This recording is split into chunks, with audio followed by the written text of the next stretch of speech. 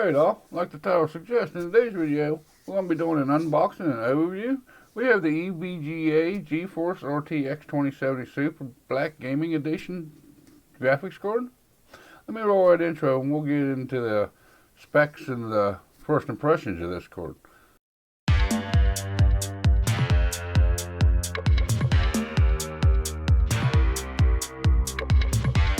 Alright all, like I said in the intro, the title suggests.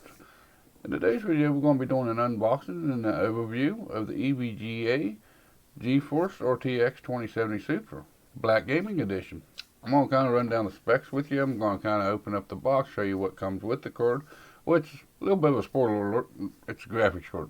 There ain't a whole lot that comes with it. Now this is a basic video card. There is no LEDs on it. There is no RGB on this thing. There is no backplate on this thing. And yes, this ain't the cheapest model out there. Actually, right before I ordered mine, they came out with the EVGA RTX 2070 Super KO version, which is a lot cheaper than what I paid for mine. And if you watch my content long enough, if you haven't noticed, I never go with the bottom tier or the cheapest or whatever. You know, I try to keep a couple tiers above the cheapest. As far as the RGB and all that goes, I really don't need it. You know, I'd like to have seen a backplate on it for the price I paid for it. But, you know, it's cosmetics, and I never look at my PC. My PC sits behind my desk now. I never look in the inside, so the looks really don't matter that much to me. Maybe your opinion varies on that. And if you're wanting a graphics card with RGB and the lights and the backplate and all that, this ain't going to be the right card for you. Alright, here's the specs for it. This is right off of EVGA's website. The specifications: boost clock is up to 1770 megahertz. Memory clock is 14,000 megahertz effectively. We have CUDA cores of 2560. It is a PCI Express ×3 slot memory card. Memory details is 8,192 megabits or 8 gigabits of RAM on it. It does have the memory bus width of 256. It does have a memory bandwidth of 448 gigabytes. And like I said, there is no LEDs or RGB on this card. The dimensions of this card is the height is 4.38 inches or 111.15 millimeters. The length of it is 10.62 inches or 269.83 millimeters. And it is a dual slot card. Now why is that important? Depending on the case you plan on putting this in, you got to make sure you have enough room, height-wise and length-wise, to fit the GPU. So that is pretty important to keep track of, depending on the case that you have. As far as the back ports of it, you have 3 display ports and 1 HDMI. And you also have a USB Type-C for virtual link. Some of the key features that this card offers is the real-time ray tracing, if you care for that. Built for EVGA Precision ×1. It's got game-ready drivers, which every video card's got them. It does have the, these are all NVIDIA things. It's got the Ansel, it's got the G-Sync, it's got the GeForce Experience, it's got a GPU boost, which will get you up to 1770 megahertz up here. And I'm not sure what NVIDIA highlights is, but it's got that too. It does have Microsoft Direct 12 Ultimate, Vulkan, and OpenGL support, which that DX12 Ultimate, if you haven't seen the other video, why I picked this card, I'll put a link to it up here. That's one of the main reasons why I got this. That DX12 Ultimate is going to be the new protocol for games. The display ports that's on it, it is display 1.4. The HDMI is the 2.0. It's got HDCP 2.2 on it, which I had to actually look that up and see what that even meant. The HDCP standards for high def bandwidth digital contact protection, a copy prevention technology that has been used in HDMI connections for over 10 years. Version 2.2 is the latest design specification to prevent illegal copying of 4K HD content. I wasn't sure what that was. I had to look it up. I thought maybe somebody out there would be interested in what that meant as well. It does support up to 4 monitors. It does support up to 8K, which is 7680 by 4320.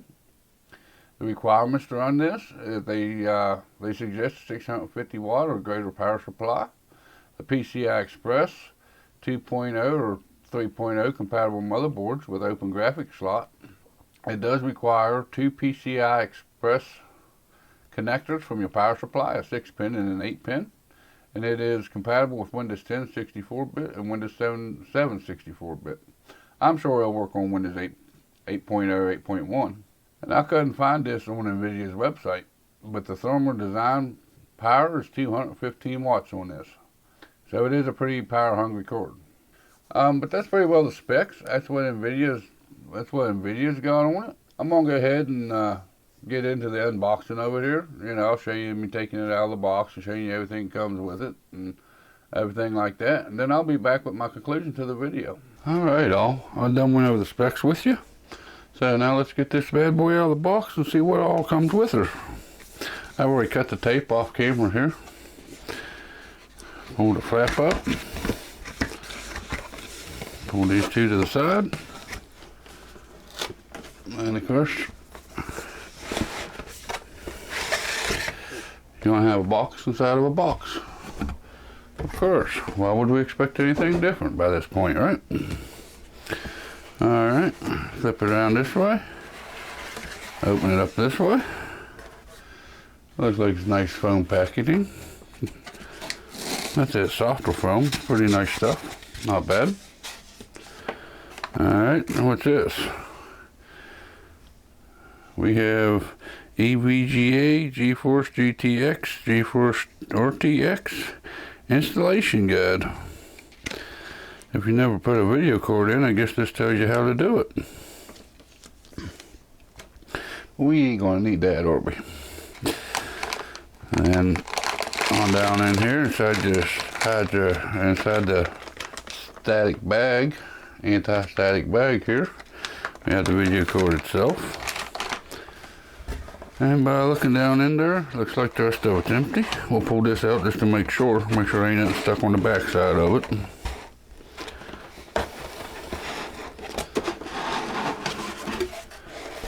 Yep, okay, and the box is empty.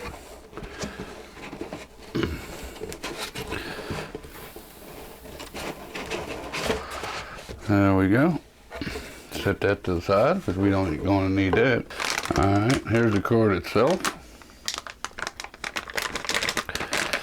Take it and untape it back here.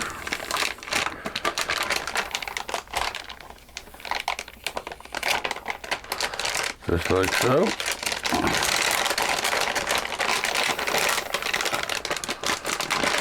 And now pour it out of the bag. We'll throw the bag over to the side. We ain't gonna need that. And of course, the way I pulled it out, you can see the back of the motherboard here. This particular model and the gaming black from EVGA don't come with a back plate.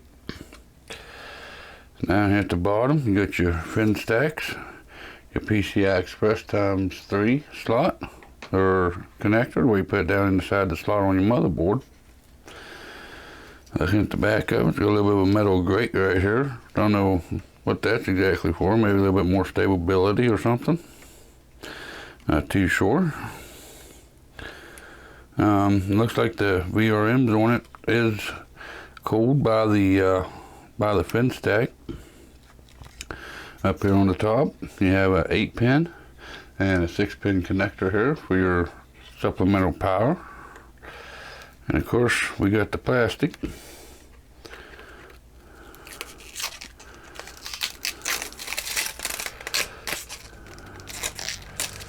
There you go.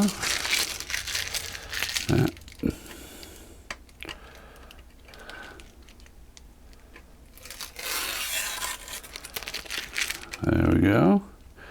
Come off that top, and came off the top. Right here is your fingers. If you want to put them in SLI, which we won't be using that function. I don't believe in SLI anymore. It says EVGA GeForce RTX 2070 right here across the top.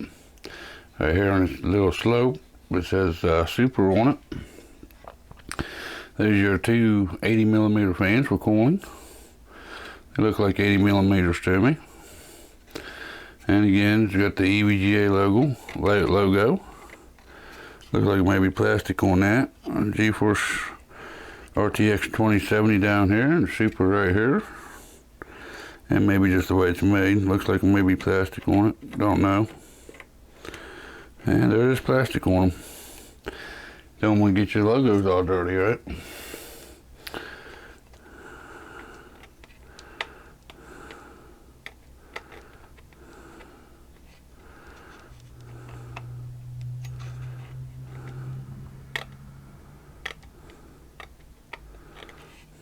Well, can't get that one started.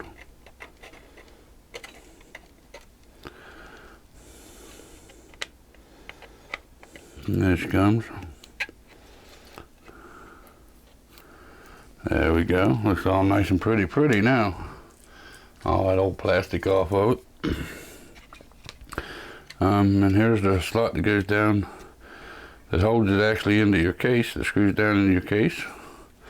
Like I said before, you have 1, 2, 3 display ports, 1 HDMI. I believe that's a Type C port right there. It is a 2-slot card.